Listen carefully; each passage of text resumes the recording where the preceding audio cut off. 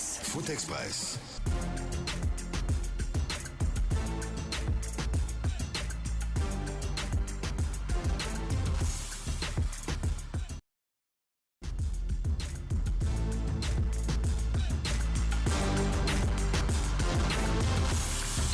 Dimanche 19 septembre 2021, quel plaisir, quel ravissement de vous retrouver au compte de cette nouvelle représentation de votre émission Foot Express. Ici, nous vous aidons à mieux comprendre ce qui fait la une du football guinéen, de l'Afrique, mais aussi du reste du monde.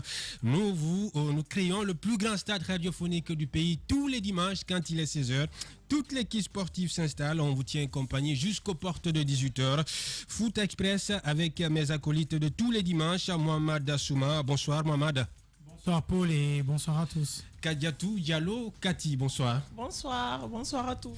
Ibrahima Sori Diaby Véron, consultant à la maison, bonsoir, bonne arrivée. Merci, bonsoir et bonsoir à tous. Dimanche de foot, dimanche de cérémonie, dimanche de football, oui, dimanche d'émission. Nous allons parler des chances, évoquer les chances des différents clubs engagés en campagne africaine, notamment la SAC de Sigiri et le club industriel de Kamsa. Le Wakri a déjà englouti par ce décret imposé par la Confédération africaine de football interdisant à la Guinée de recevoir les matchs à domicile. Situation sociopolitique oblige, on évoquera les chances de ces clubs en campagne africaine dans la première partie de cette émission Foot Express. La belle génération du Sili local est-elle en train de se désintégrer par des destinations exotiques ou tout au moins surprenantes?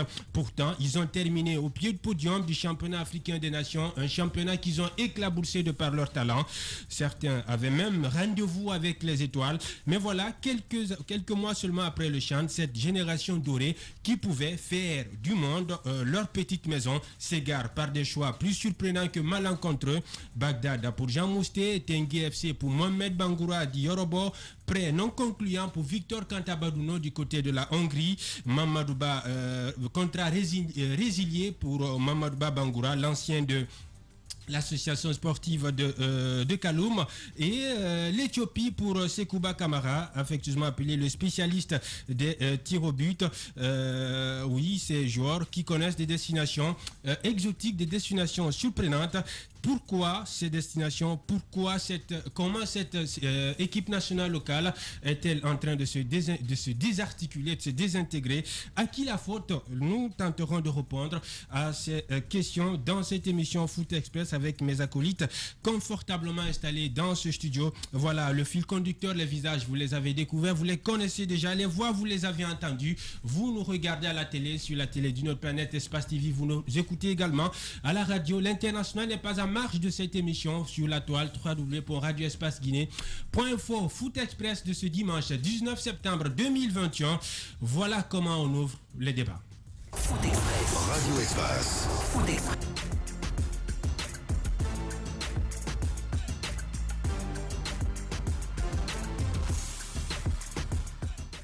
Foot Express. Foot Express.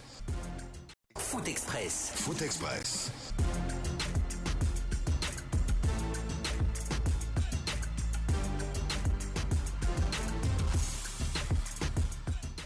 Foot Express. Foot Express.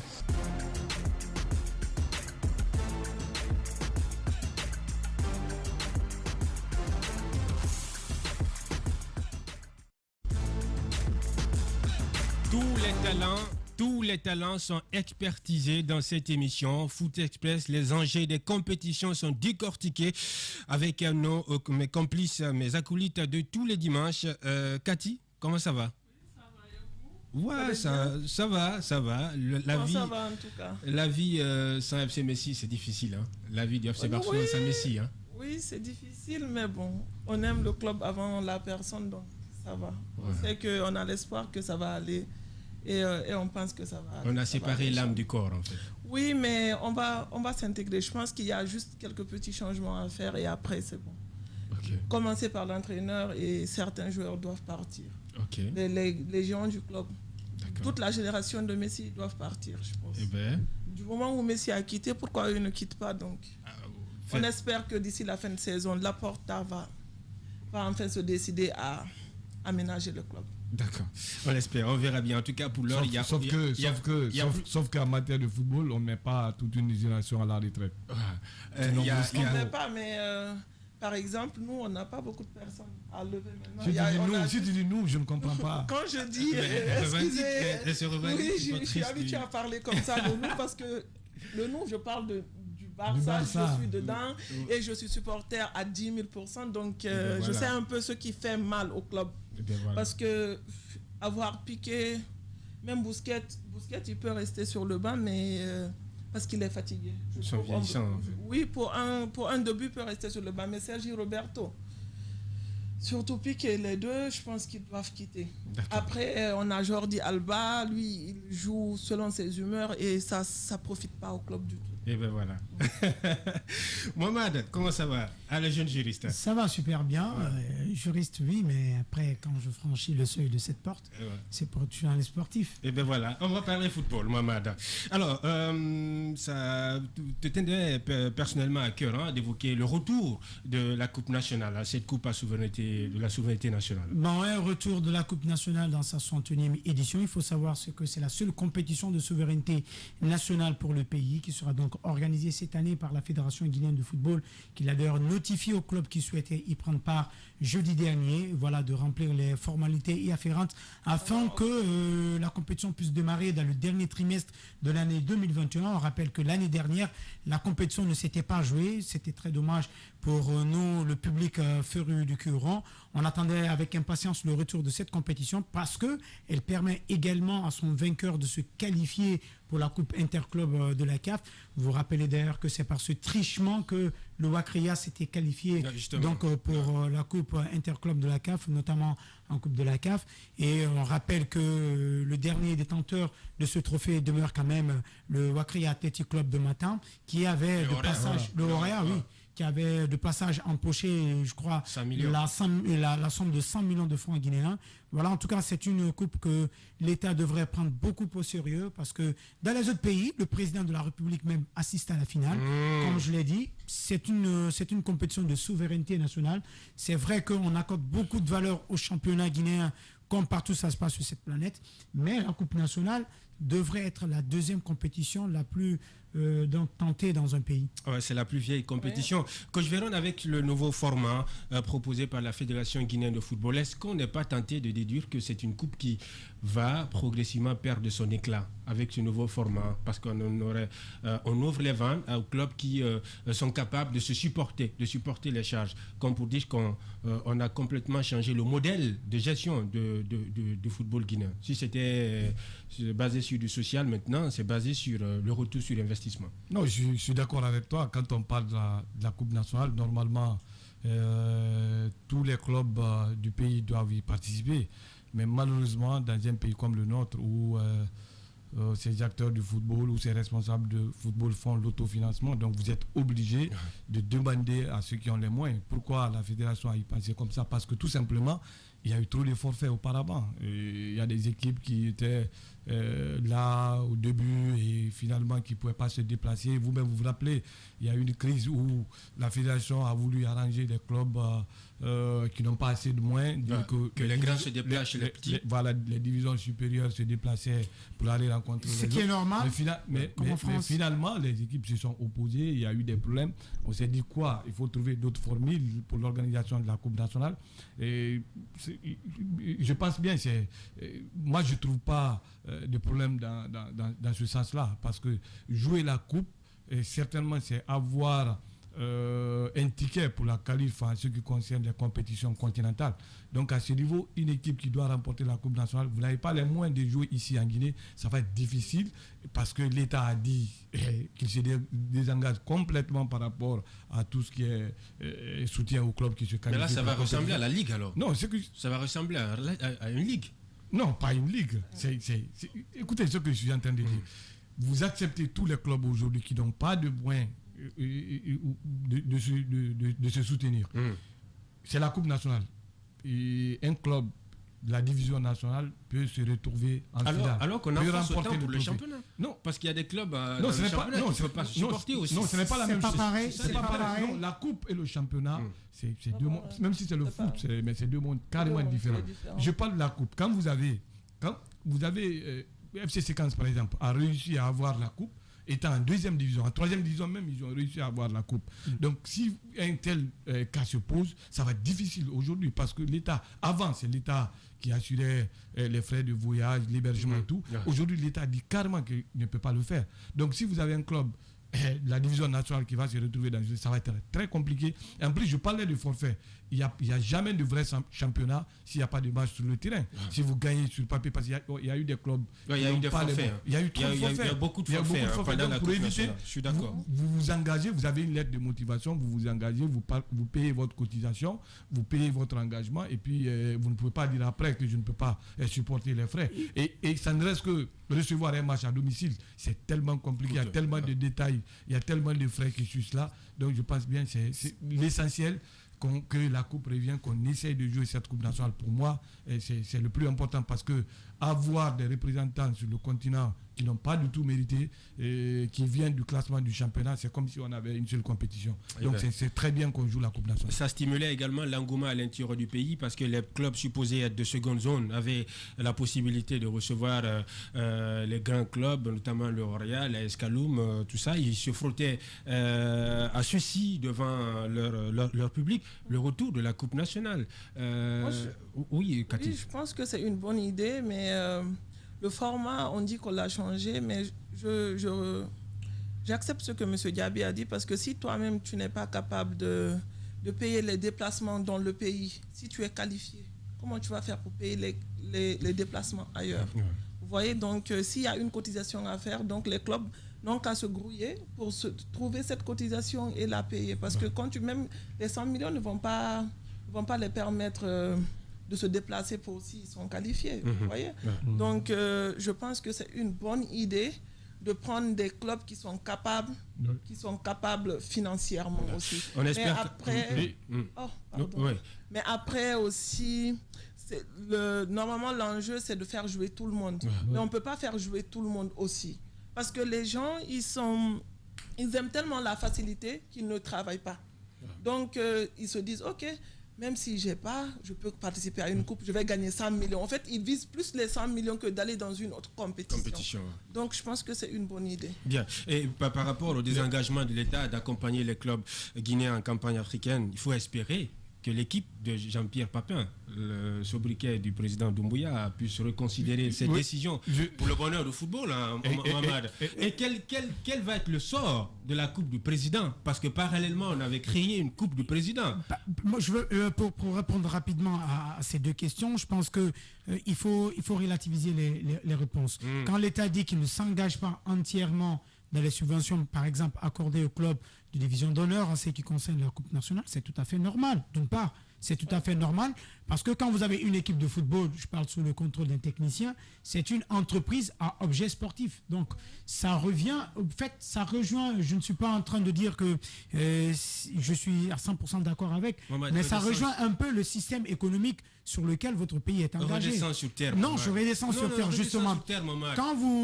Dans les autres pays, laisse-moi finir. Oui, tu es dans les textes, dans les autres pays, on a accordé, on a procédé à l'accès de cette compétition nationale pour les clubs de division d'honneur, pour les clubs de première, de deuxième division. C'est pour qu'il y ait de l'engouement.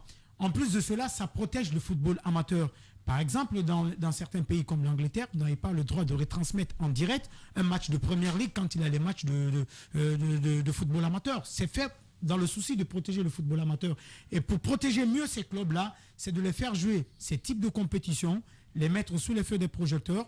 Quand vous avez par exemple le Orea ou l'AS Kaloum qui se déplacent dans l'intérieur du pays pour aller rencontrer un club de division d'honneur, entre guillemets, s'il y avait des infrastructures sportives adéquates, par exemple, à ces clubs de l'intérieur, ça aurait pu faire quand même des rentrées d'argent. C'est fait dans ce souci-là. Maintenant, le deuxième volet dont vous parlez, la Coupe du Président, je pense que c'est un faux débat. Ça n'a pas lieu d'exister.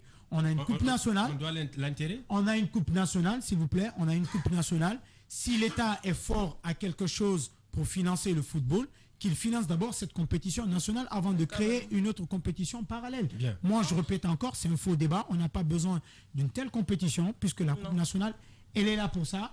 Elle permet, par exemple, aux vainqueurs d'être qualifiés en Coupe interclub de la CAF. La Ligue 1 du pays permet, par exemple, aux champions en titre d'être qualifiés pour la Champions League africaine. Je pense qu'il n'y a pas à réinventer la roue, surtout lorsque la roue se porte très bien. Ouais. Oui, là, je rejoins Souma, il a raison. Il vaut mieux investir sur la Coupe nationale que de créer une autre coupe parce que ça ne va pas. Là, on parle déjà de problèmes de financement. Ouais. Pourquoi ils vont financer une autre coupe pourquoi ne pas financer la coupe qui est parfois mieux financée d'ailleurs que la Coupe nationale. Oui, bien sûr. Oui, coach. La deuxième question, déjà, moi, je ne vais pas en débattre parce que je sais, en Guinée, souvent on meurt avec ces projets. Si vous n'êtes plus au pouvoir, on ne parle plus de vos projets. Ça a été toujours comme ça. Il y a eu des coupes ici comme la Coupe Hadiama, il y a eu d'autres trophées, la Coupe de la Liberté qui ne se joue plus. Je sais que... Donc elle est morte d'elle-même. Ça c'est fini, on va plus parler de... Elle est morte le 5 septembre. Parlons de notre Coupe nationale. D'accord. Et je serais d'accord avec Paul, peut-être voir les choses différemment avec Mohamed, qui pense que, certes, avec le projet sportif des clubs, l'État peut avoir raison de se désengager. Mais il faut comprendre, en Guinée, vous avez 14 clubs en Ligue 1, vous avez 14 clubs en Ligue 2, vous avez 69 clubs en division nationale, vous avez 10 clubs en division d'honneur. Si vous voulez faire jouer toutes ces équipes ou tous ces clubs-là, vous voulez les faire jouer et que vous n'avez pas de moyens, ça devient compliqué. On n'a même pas de terrain. Écoutez, on a parlé de l'engagement, on a parlé aussi de la cotisation. C'est des francs symboliques. Je vous dis, par club, c'est 1,5 million. Les deux, c'est 1,5 million. 1,5 million, ça ne peut pas faire la totalité d'une compétition. C'est pour dire qu'on donne la chance à tout le monde de pouvoir jouer. Mais ce que nous demandons, nous, acteurs du football, ce que nous demandons à l'État, peut-être ne pas donner de l'argent directement, mais indirectement, en essayant de donner des infrastructures. Ça ne reste que pour chaque région et tout. Et ça va permettre des gens de compétir. Mais à Conakry, par exemple, vous avez des pléthores d'équipes qui sont là, qui ne peuvent pas s'entraîner. Il n'y a aucun club n'a les moyens de faire 2 heures sur un terrain, c'est pas possible, si ce n'est le Hafia ou la Escaloum. Ça ne peut pas faire profiter. Je pense que ceux qui sont à la tête ou ces présidents de club, on se débrouille tous pour pouvoir fermer des trous pour que le football quand même ça continue. Je pense que sur ce côté-là, l'État a une responsabilité. Je suis d'accord avec Paul. Dans la construction des infrastructures. Oui, je suis d'accord avec Paul parce qu'il y a eu beaucoup d'avantages dans beaucoup de domaines depuis l'arrivée, depuis ce changement du 5 septembre. Certainement dans le domaine du sport, pratiquement dans le football, ça va être intéressant pour nous qu'on essaye peut-être de dégeler certaines choses et que l'État essaie de prendre sa responsabilité pour que notre football se développe. On espère que Jean-Pierre Papin nous écoute quelque part, le président Doumbouya. Voilà. Comme ça, on l'appelle. J'apprends que c'est un véritable passionné de football. Attaquant. Oui, attaquant, justement. L'attaquant. Voilà. On a eu Kempes. C'est bien, c'est une chance. On a eu Kempes. C'est une chance si vous avez un président passionné. Jean-Pierre Papin. Si vous avez un président passionné, c'est une chance. Je suivais les médias français. Oui, je suivais les médias français tout dernièrement qui ne comprenaient pas du tout la décision de Nicolas Sarkozy. À un moment, quand on parlait de la session du club Paris Saint-Germain qui s'est rajouté un peu au Qatari. Et aujourd'hui, on le donne raison pour la simple raison que parce qu'on a vu Messi dans le championnat français. C'est pour vous dire que si vous avez un président passionné, il va encore plus loin, il s'engage, il vous encourage. Ça ne reste que par un seul discours, ça fait profiter tout le monde parce que nous connaissons tous comment ça se passe dans ce pays-là. Si le président s'habille en rouge, on est tous obligés le matin de s'habiller en rouge. Donc le jour où un président de la République va se déplacer pour venir voir la finale de la Coupe nationale, il va continuer à supporter les tout le monde va suivre. Je pense que tous les investisseurs vont faire la même chose pour être quand même remarqués. Je pense que ça ne reste que ça. Ils ont assez de moyens pour développer notre football sans que l'argent ne vienne directement de l'État. Bien.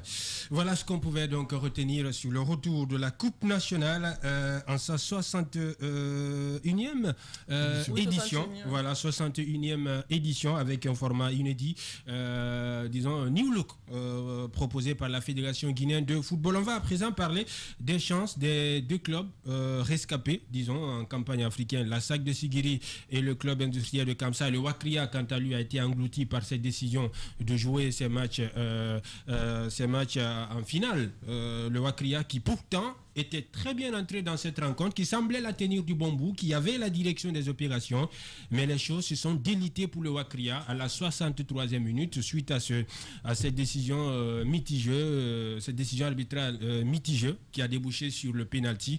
Mais par la suite, on a vu toute la défense du Wakria basculer de l'autre côté de la rue, Mohamed. Je pense que c'est un match qui au fait, n'a pas tenu toutes ses promesses côté guinéen. On s'attendait beaucoup plus de la part du Wakria parce que c'est une équipe que l'on connaît pour sa solidité défensive, même si quelques éléments justement de ce bastion ont quitté. Mais ça n'explique pas pourtant la déroute du club de Bokeh. Maintenant, après dire que le club a été englouti par la décision de la CAF, je ne pense pas parfaitement. Parce que c'est un match qui, le public, le 12e homme, n'a pas été, je dirais, d'un grand apport du côté du Sénégal. Donc ça s'est joué sur une seule finale. Sur une seule finale, je pense qu'on avait plus de chances d'ailleurs que de faire un aller-retour. Mais malheureusement, le Wakria n'a pas pu tenir bon face donc, au Djambar. Déception très juste, je dirais, de la part des Guinéens parce qu'on attendait beaucoup plus de ce Wakria. Mais ce n'est qu'une nouvelle aventure qui va être encore remise de nouveau. Il va falloir que le club de Bokeh travaille dur. On attendait en tout cas l'impact que pouvait avoir par exemple l'AP sur le groupe et tout ceci, mais ça n'a pas marché. Ce n'est que retour à la case départ et le temps pour le Wakria de bien travailler ses sources. Retrousser les manches pour se projeter avec beaucoup plus d'efficacité dans les prochaines joutes continentales. On a vu le Wakria se procurer un nombre incalculable d'occasions en première période qu'il a de toute évidence vilipendé, mais par la suite, le même Wakria a semblé tendre le bâton à son adversaire pour le punir. Oui, vous savez, la rencontre des grands, c'est la finalité qui compte. Ouais. Un match de football, comme on le dit, ça peut se décider à tout moment. Wakria n'est pas tombé sur un club, mais plutôt Wakria est tombé sur une équipe de football. Une institution d'ailleurs. Voilà, on était dans ce studio, on n'a pas eu la chance de suivre le match en direct, mais après, moi j'avais vu la rediffusion du match. La victoire a été méritée du côté des Djambar. C'était une équipe qui avait mis le pied sur le ballon, de la défense jusqu'au niveau de la... Qui avait plus de volonté, plus de art. Ça tout se préparait, on ne faisait rien à la hâte. C'est pour vous dire que la formation est nécessaire en matière de football. La formation est nécessaire. Il y a Djambar depuis des années, mais c'est une équipe qui se prépare, qui se met dans des objectifs. Mamad faisait les stats ici avant la rencontre, c'était 5 matchs sans défaite. Et finalement, ça s'est concrétisé sur le terrain. En plus, Wakria qui joue une première période 0 but encaissé, qui rentre en seconde période, qui prend 3 buts, ça veut tout dire. Et Paul d'ailleurs avait prévenu, je ne sais pas s'il n'a pas communiqué avec ses entraîneurs, étant une partie du Wakria, un responsable de communication du Wakria, il disait que si on revenait un peu dans l'histoire avec Salitas FC, l'équipe a perdu en deuxième période. On avait tout donné de pouvoir éviter la même chose. Certainement, ces conseils n'ont pas été pris en considération. Ou l'équipe n'avait pas les moyens parce que devant un adversaire plus fort que toi, tu ne feras que te remettre, même si tu as la volonté, mais à un moment, tu vas céder. Et souvent, on réussit ces clubs sénégalais parce que tout simplement, un club comme le Roya, par exemple, a la chance ou a les moyens de trouver des internationaux, des joueurs expérimentés qui peuvent changer à tout moment le cours d'un match. Voilà, exactement. Mais malheureusement, un club comme Wakria, qui n'a pas de véritables stars, qui fait certes un recrutement intelligent avec des joueurs quasiment évoluant sur le plan local, ça va être compliqué. Ça va être très compliqué. Et surtout, le championnat n'a pas démarré. Ils ont eu des matchs amicaux, mais ce n'était pas aussi conséquent. Et en plus, avec le renouvellement un peu du staff technique, avec assez de leçons dans la tête, ça va être très très compliqué pour le. Et très mauvaise nouvelle, excusez-moi de vous couper, très mauvaise nouvelle, la notification vient de tomber, le CIK vient d'encaisser un but. Et bien voilà, le CIK qui encaisse... à la 85e minute. 85e minute. Nous jouons pratiquement les 5 dernières minutes du temps réglementaire. Le Wakria, on est tous unanimes là-dessus, est tombé sur une véritable institution de Jambar, une génération qui est moulée dans la même moule depuis pratiquement 10 ans. Les garçons, ils montent ensemble, ils mangent ensemble, ils se retrouvent sur le terrain, même à yeux bandés. On a un autre adversaire qui est en train, sur la pointe des pieds, de prendre la porte. Ouais. Comme l'autre jour on disait avec Wakria, on a dit l'essentiel c'est pas de dominer mais c'est de marquer. Parce que j'avais dit ces joueurs-ci ils n'ont pas l'habitude de jouer 90 minutes intensément. Donc ils ont joué les 45 minutes intensément parce que ce que Souma nous avait dit en studio ici, qu'ils dominaient le match, ils avaient la possession et tout. Les statistiques étaient en leur faveur. En première période. En première période, oui. Maintenant, en deuxième période, tu rentres, tu es essoufflé, tu es fatigué, tu te dis, ok, je vais faire la même chose, mais au bout de quelques minutes, tu es fatigué parce que tu n'es pas... Déjà, la Ligue n'a pas commencé. Et ce sont des joueurs qui n'ont pas l'habitude de s'entraîner fort et de jouer 90 minutes manque intensément. De compétition dans les gens. Et surtout quand ils ont une pression derrière eux. Je pense que c'est ça le souci. Alors, vous pensez que les deux autres clubs vont éviter cette ça dépend de... Là, on a dit que Kamsar, ils ont déjà encaissé un but à la 85e minute. Et excusez-moi, c'est pas pour les tuer, mais je pense que eux aussi c'est mort. Après, je crois pas que parce que là 85 minutes, je me dis qu'ils sont déjà fatigués. Donc ça sera difficile. Tout en sachant que parlant statistiquement aussi, sur les 10 derniers matchs de Hearts of Oak, donc c'est 9 victoires, un seul match nul à domicile. C'est très compliqué de battre cette équipe à domicile. Les taux se resserrent. Et c'est pas n'importe quelle équipe. Il faut comprendre que c'est les vieilles de la vieille au niveau de l'Afrique. C'est une équipe qui vit depuis 1910. Tu imagines ce que ça fait. Donc c'est une institution aussi.